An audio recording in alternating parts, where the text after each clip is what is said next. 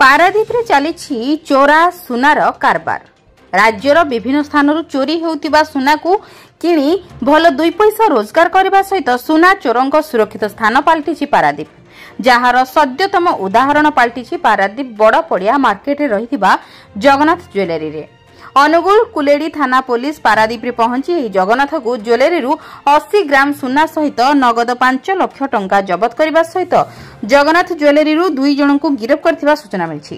तेरे case number 251 रे Angul police Paradip रे पहुंची पारादीप आदर्श थाना पुलिस सहयोग रे एक बड़ धरणर चोरा कारबार पर्दाफाश करिछि। विशेष सूत्र मिलिथिबा खबर अनुसार पारादीप रे यह प्रथम घटना नुहे, पूर्व अनेक थर एही भली सुना चोरा कारबार नजर थिबा नै विश्वस्त सूत्र सूचना मिली। जगतसिंहपुर संतोष मल्लक रिपोर्ट, जन अधिकार लाइव।